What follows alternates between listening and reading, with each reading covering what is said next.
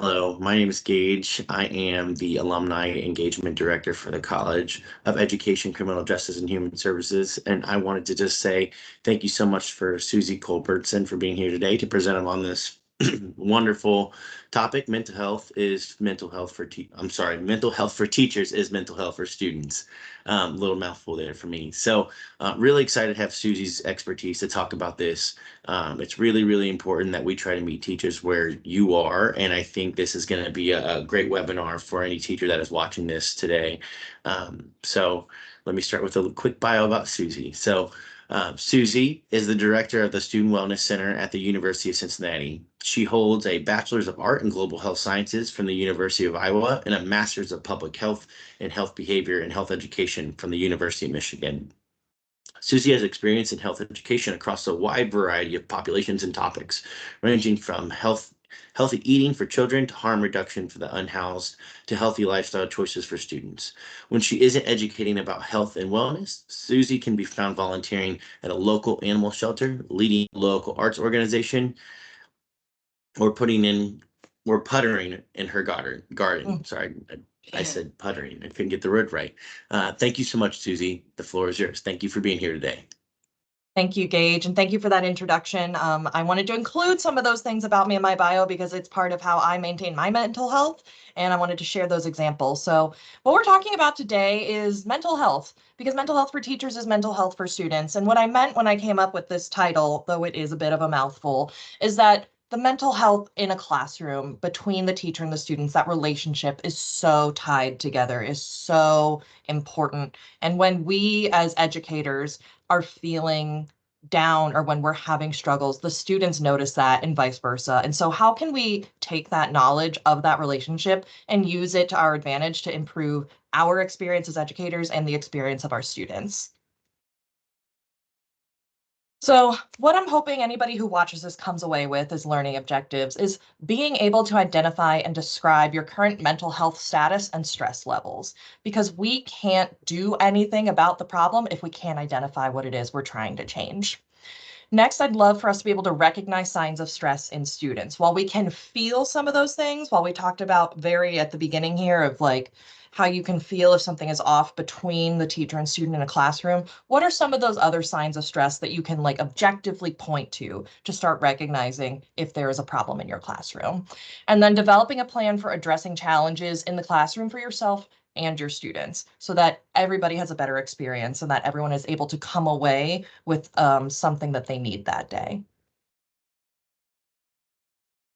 So to achieve those learning objectives, we're going to just start with a very basic introduction. We've talked about why I'm who I am, what my degrees are, but I want to talk a little bit more specifically about why I am here talking to you as educators about mental health. Understanding what mental health is, like we hear that term thrown around a lot, and I think a lot of pop psychology terms have entered the lexicon. We've got a lot of buzzwords, but like, what does that really mean? What are we talking about? Let's define it and get on the same page. And recognizing signs of stress, both in ourselves and in our students, like we talked about, the intersection of teacher and student mental health, and then developing and implementing a plan. We can talk about understanding and recognizing and identifying all day long, but I feel that it's not really going to be relevant to you until we actually put that into action by developing and implementing a plan so that when you come away from this webinar, you have at least something to try, something new to help you, a new tool in your toolbox. And anytime I do a talk like this, I just want to set some ground rules. So when we're discussing these things, what is shared here stays here. When we're talking about personal mental health struggles, when you're talking to anybody about personal mental health struggles, keep that confidential. You know, if somebody shares something that was a real struggle for them, we don't want to hear about it later in the break room that somebody's talking about it, right? And take care of yourself first. If talking through some of these things brings anything up for you, if you start feeling like you are not able to get something out of this talk, step away, pause the video, take a break. That's totally fine. That's understandable. And that's something that we should be making common practice if we actually want to improve the mental health state of ourselves as educators and of our students, is to take care of ourselves. And my favorite phrase, don't yuck my yum. I do currently work with college students, so we typically use this in relation to sexual health education. But what do I mean when I say that here specifically? Don't yuck my yum is don't judge somebody else for what works for them, for something they like. If I personally like to be volunteering and gardening, I don't want somebody else to come in the comments and be like, gardening's gross, dirt is disgusting, I hate that, you're stupid, right? If it works for you, if it works for somebody else, don't yuck their yum. Let them have their thing. You can respectfully, oh, I tried having a quiet corner in my classroom and it didn't work for me for these reasons, but I'm glad to hear it's working for you, right? Let's just keep it respectful. And if something doesn't work for you, that's okay. Everybody's different. All right, so a little bit more about who I am and why I'm here today, other than the fact that Gage asked me to come talk to you all today. Like I said with my bio, I am a health behaviorist and a health education specialist. So what that means is, though I'm technically have educator in my title, I teach people about how to make informed choices about their health and wellness specifically. And when I do that, because there are very specific ways that particularly adults learn best. And we all know that if someone's ever told you to do something, just like you go to the doctor and they say, well, you should just exercise more. That's not very effective, right? So that's where this whole idea of health behavior and health education comes in, is that we need to meet people where they are to help them achieve their health and wellness goals by providing the information that they need to make the choice that is best for them. And that's why I'm here today. And currently, like I said earlier, I work with college students, and I've always said in a lot of ways, college students are a lot like kindergartners. They lack a lot of emotional regulation.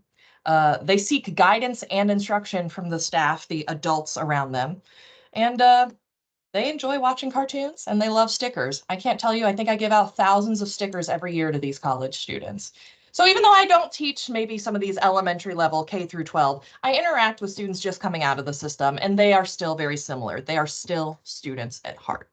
And so today I'm going to share some of the strategies that I have used when working with college students to help them manage their mental health and stress levels, and how that can be applied to your students at a different age group, but also how that can be applied to you as an educator, and how you can apply this in your classrooms to integrate and improve the educational experience for everybody in the room.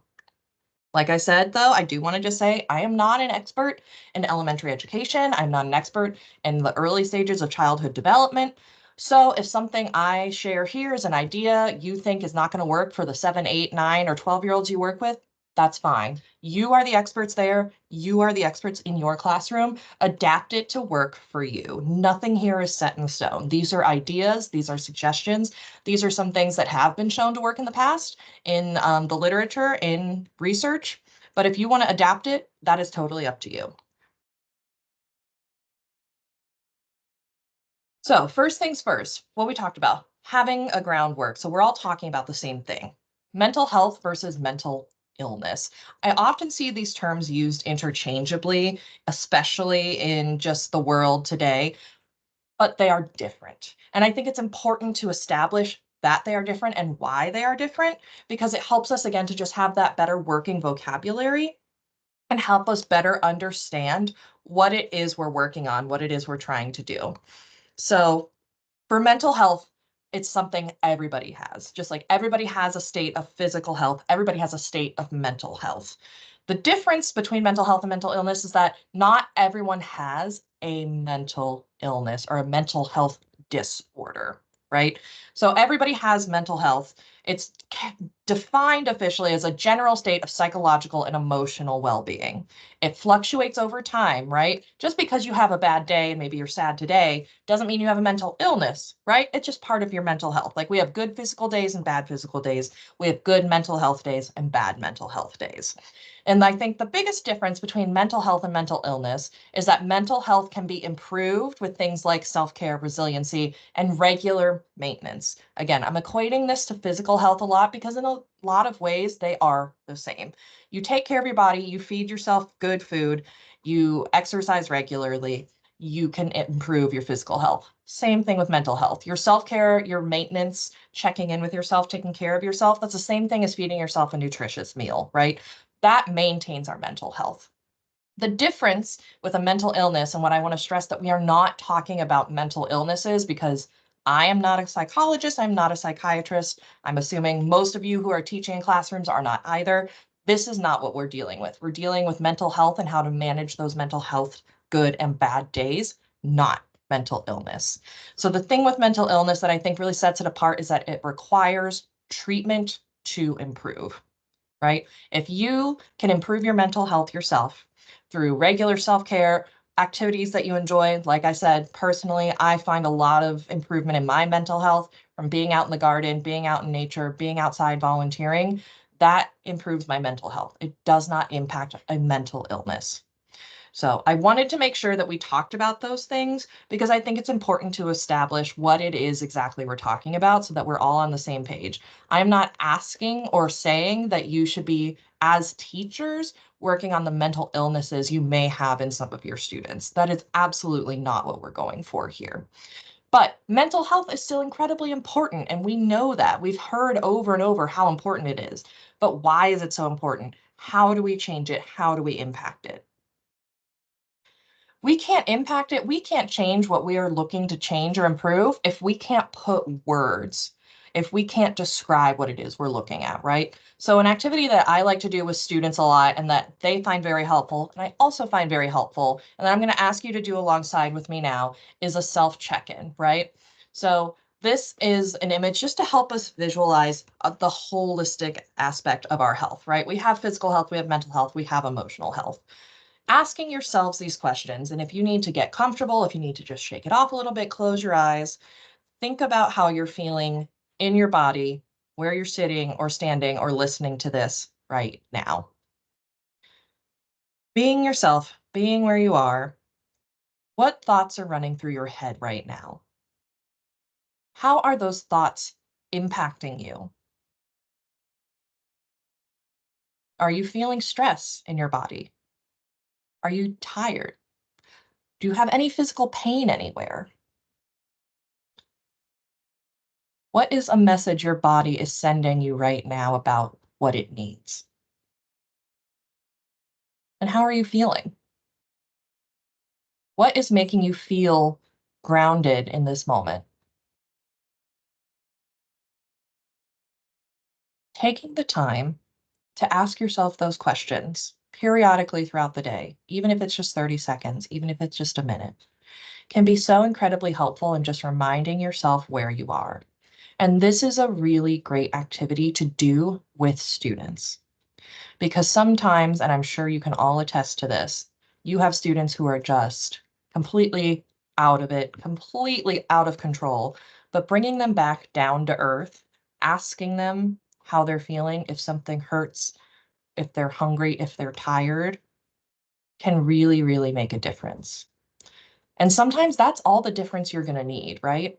If you're having just a little bit of an off day in the classroom, just having the whole group stop, do a check-in, share a little bit how they're feeling, and just setting that as the established where I'm at right now, where I'm coming from in this moment can be so incredibly helpful. We do this in all of our staff meetings with the students that we employ here in the Student Wellness Center. We start every meeting saying our names and our pronouns, and then if we're happy or crappy. Now, maybe happy or crappy isn't going to work for some of our younger students, but our students really love saying if they're happy or crappy. And sometimes they say why, and sometimes they don't. And that's okay. Just being able to come into a space and say, my name is Susie, I use she, they pronouns, and I'm just feeling really crappy today. That can be so affirming for a student, for an individual, and just knowing that, okay, Susie's having a crappy day right now. Let's give her some space. Let's give her some time.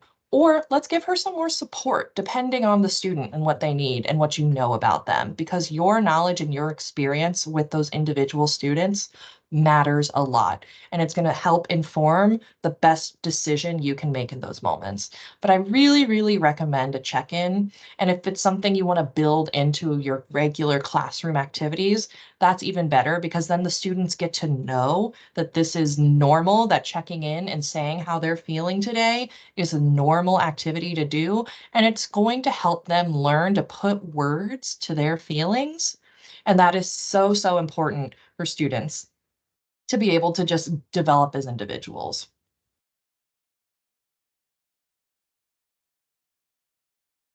So that's an example of something you can do as a really quick, easy check-in. But maybe you don't have the words to say how you're feeling right now, or maybe your students don't have the words.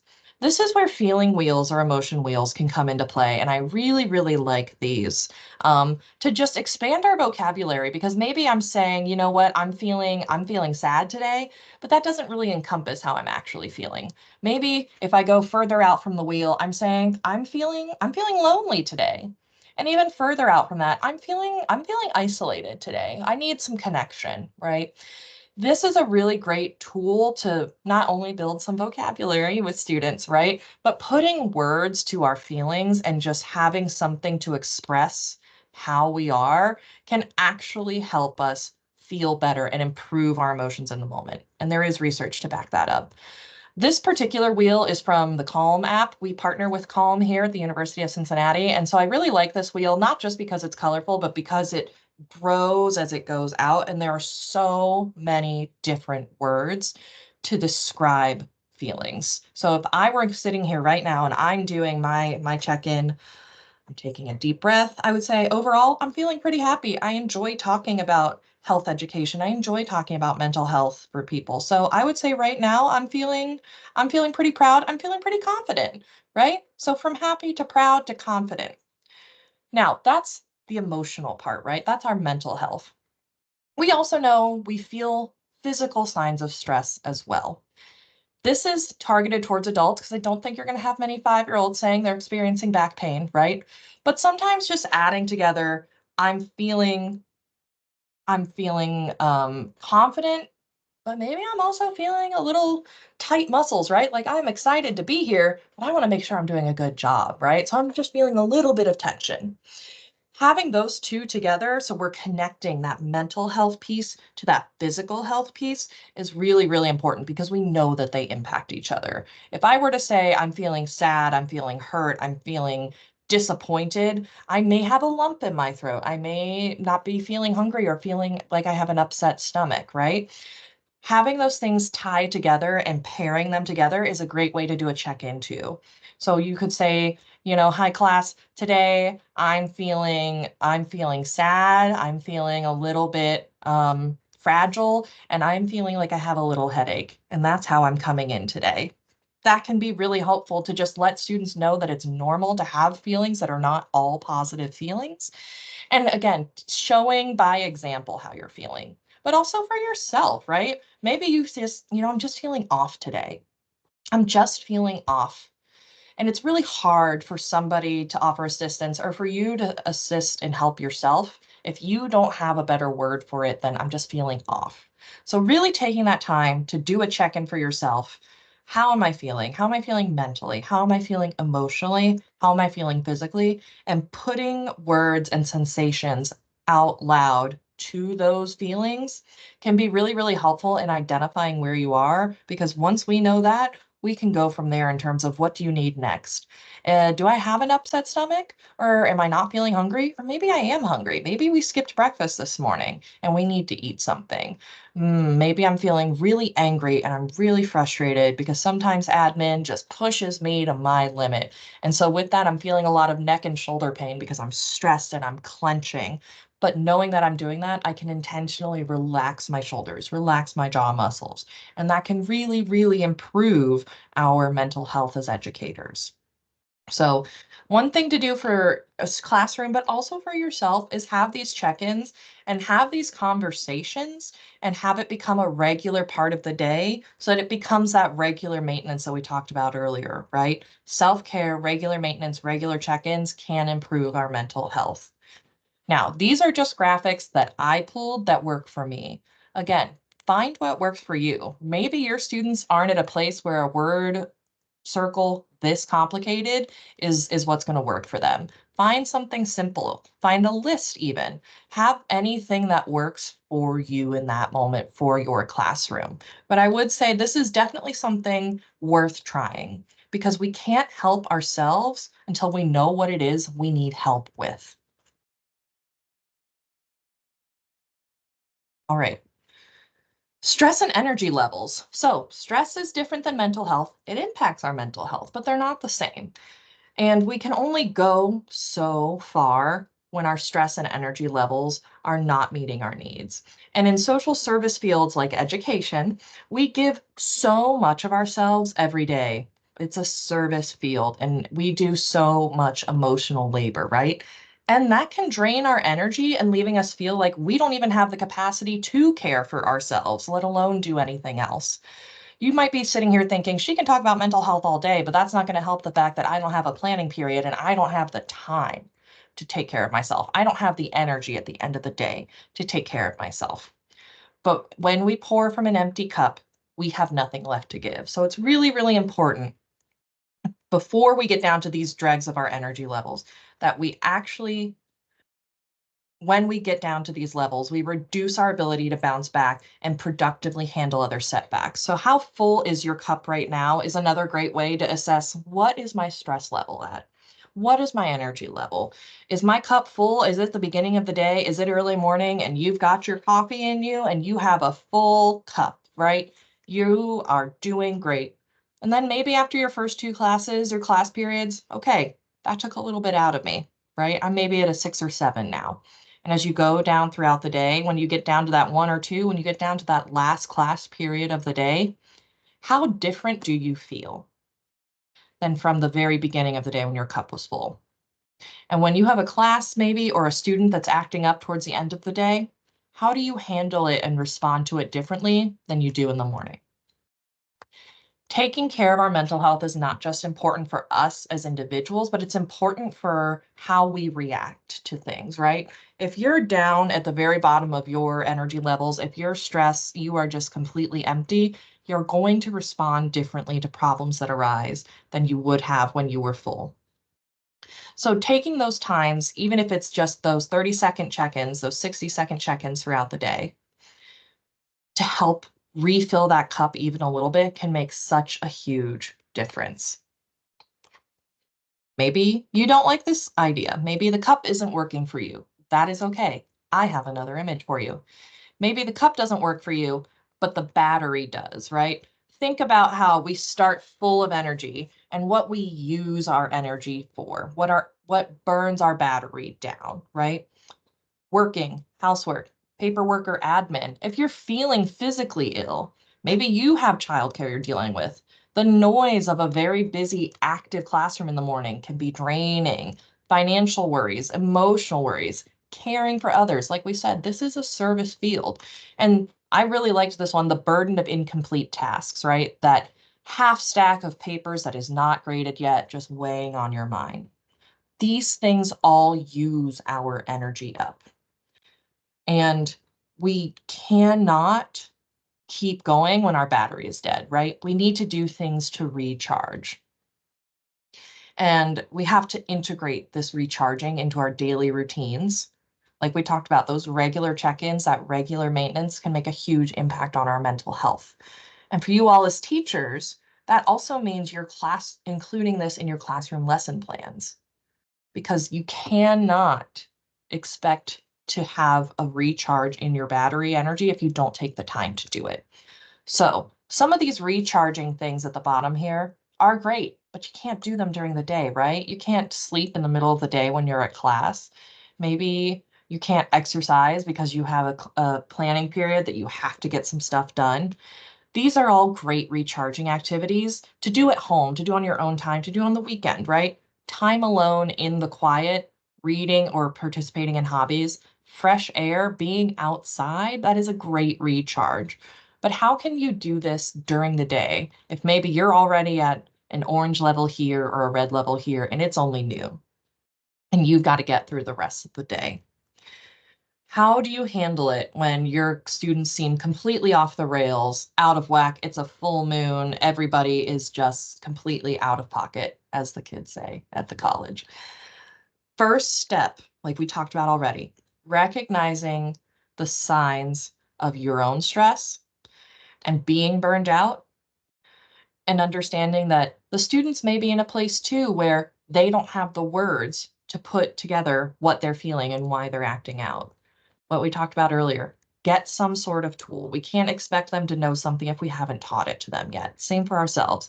Maybe they're feeling a certain type of way, and that change, talking about that or using some of these other strategies we're going to talk about here in a minute, can help recharge both you and your students so you have a better all overall educational experience that day.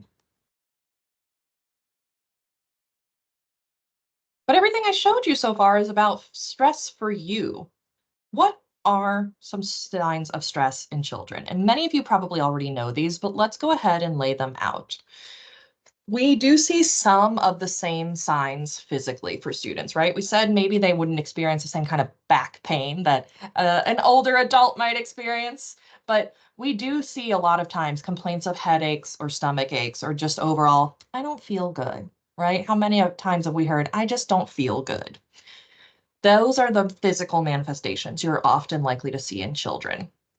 Another one is a complete loss of what little emotional regulation they have, right? These are outbursts, increased irritability, or increased defiance in students, right? You can't get them to do anything. They don't want to go outside. They don't want to go inside. They don't want to write their name on the paper. They don't want to do the worksheet or the assignment that you've given to them. And it's increased from the normal for that person, right? These are all individuals. If you have a student who is generally irritable, or maybe they're irritable in the mornings and that's how they're behaving, that might not be a sign of a loss of emotional regulation as a sign of stress. But if you have a student who is normally very compliant, eager to do their work, and they start acting irritably or defiantly, that may be a sign of stress in them. Another one is sleep struggles, right? We see this a lot in kids. Nightmares, struggling to fall asleep, or not wanting to sleep in their own bed. These are more so towards younger age groups, but struggles with sleep, same as in adults, we'll see that in students, in children.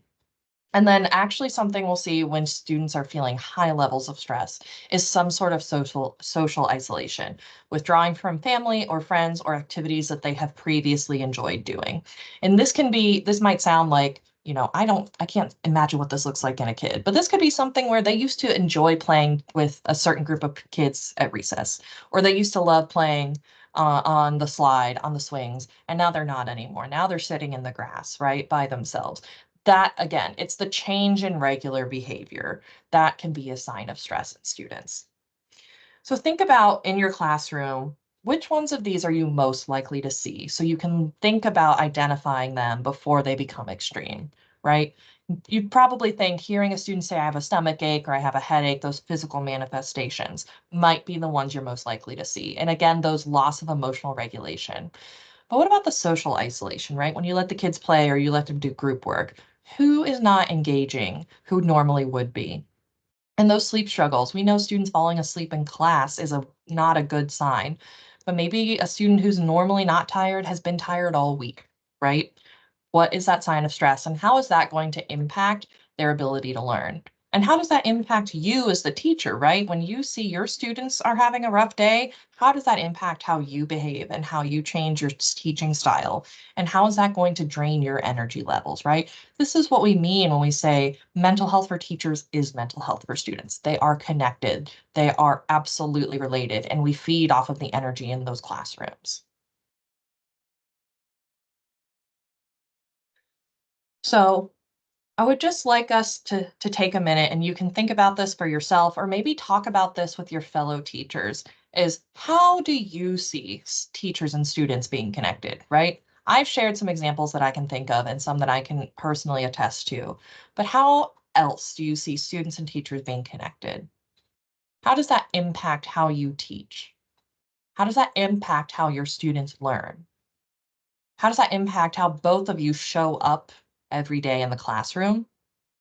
And how does that impact the goals that you have set for your students?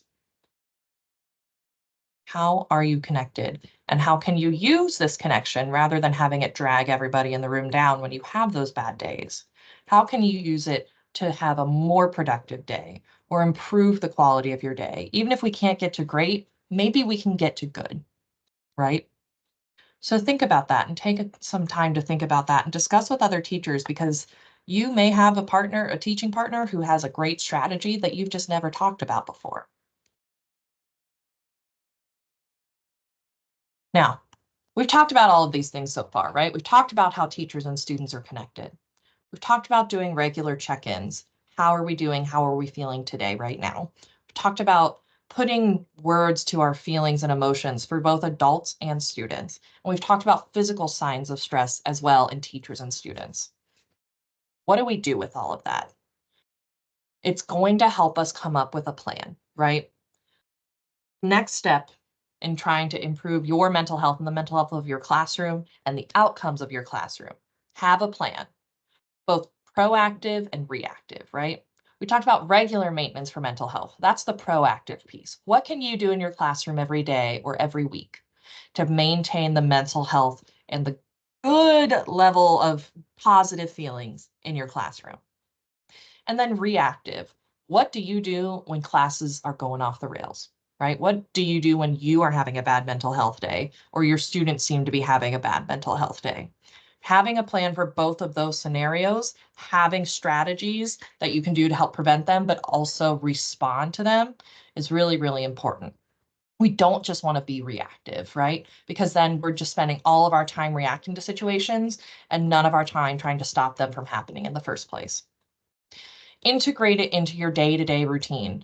Building those habits and patterns, not only is that proactive and going to reduce the number of bad days that you have, but children thrive on those patterns, right? On that predictability. And that's going to really help with their own personal emotional regulation and your ability to regulate your whole classroom, right? Make it a part of your day-to-day structure. Have those check-ins be a regular thing so that it becomes normalized for the students and they don't even think about it when they say, I'm having a bad day, but they can put words to it and they're not acting out in other ways because they had no other outlet for those feelings. And then the very last straw, reactive, I call break in case of emergency, right? When the classroom is completely out of control, when it is like the worst of the worst days. What are you going to do to bring your classroom back to stasis? Because if we're in that really horrible, like, point of time where a teacher I would have back in the day would want to throw a desk across the room, right? When we are really pushed to our limit, what do we do? What is our plan to bring ourselves back to stasis, to bring ourselves back to at least neutral, because we cannot continue on in the state that we're in right now. Think about those things and have it written down. Really like write out your plan, almost like a lesson plan for your proactive and your reactive of what is going to happen in this classroom when we get to this point.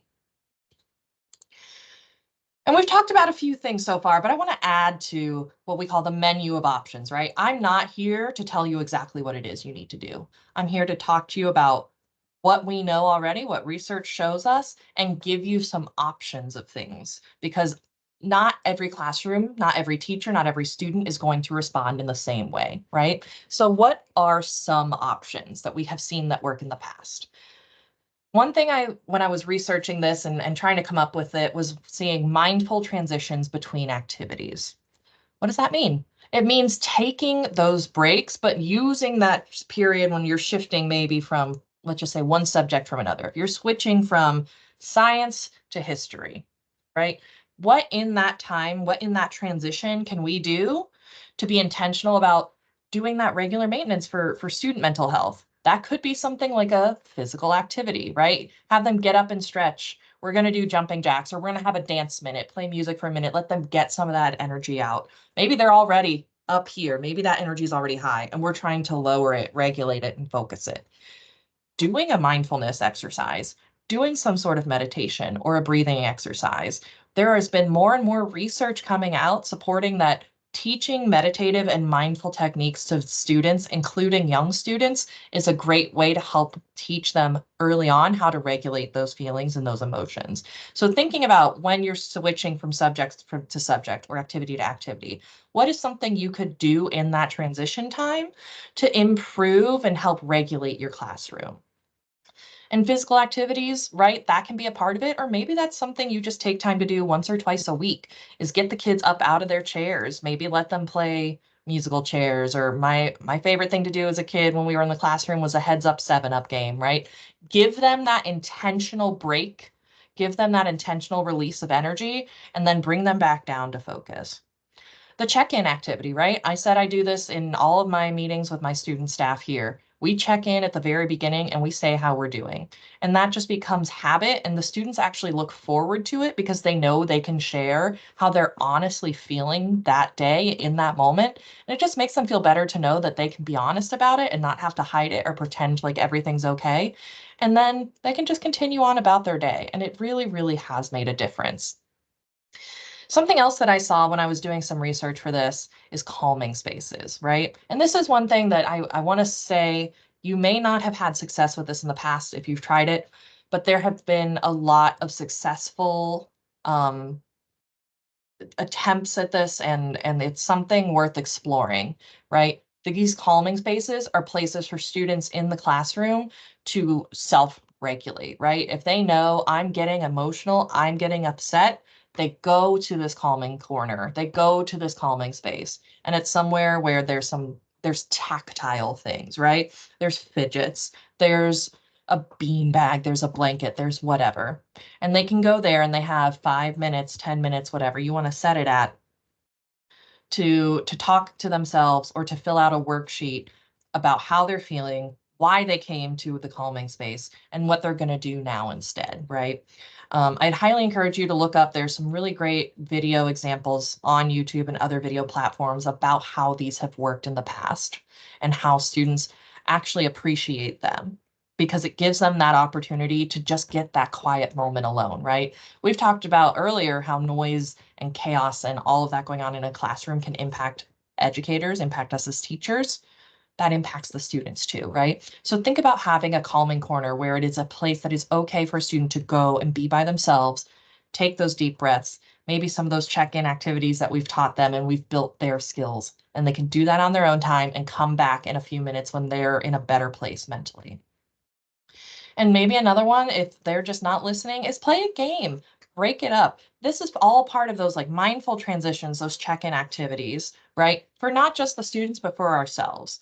Give them an outlet, give some options, right? And give those options to yourself because maybe you're not feeling that physical activity today, right?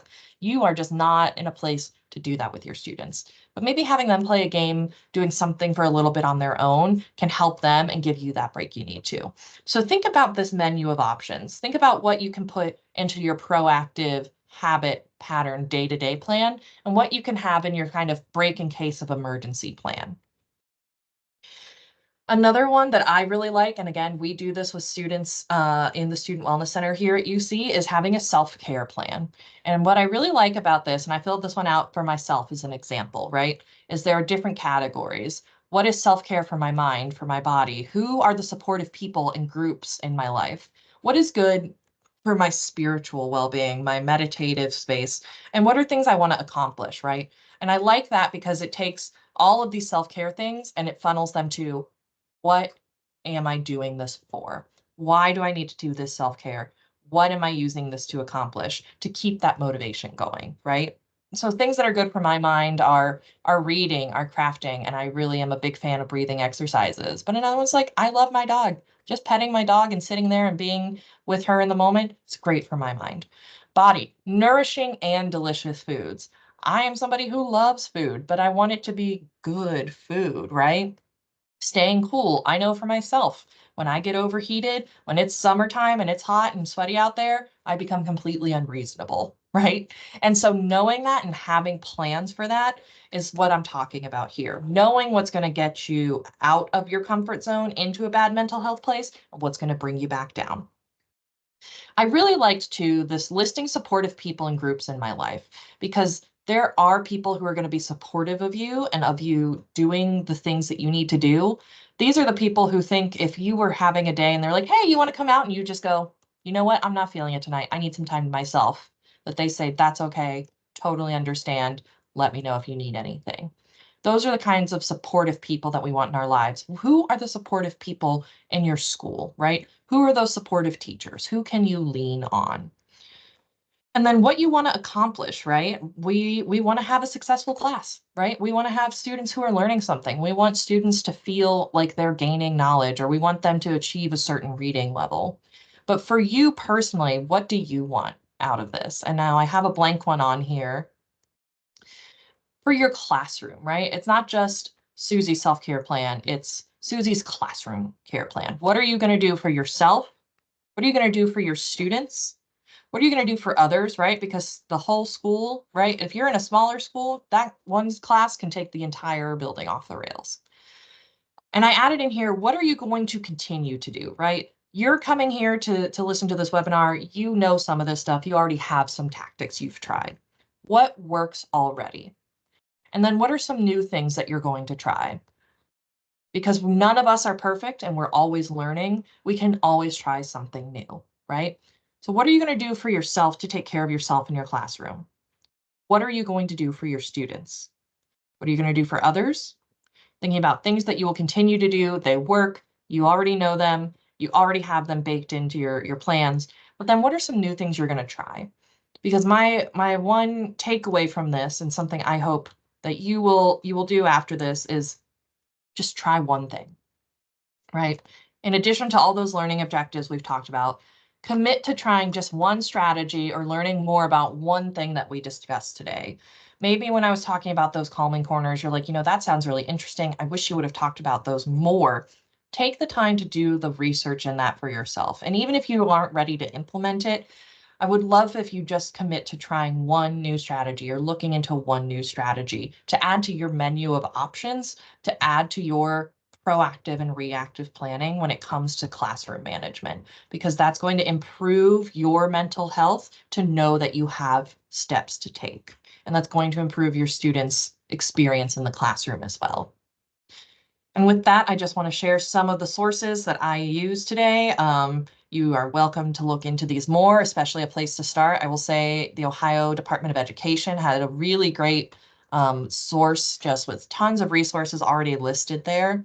And I also want to thank you for your time today. I hope you got something out of this. I hope you learned something new. And I hope there's at least one thing that you want to try when you leave here today.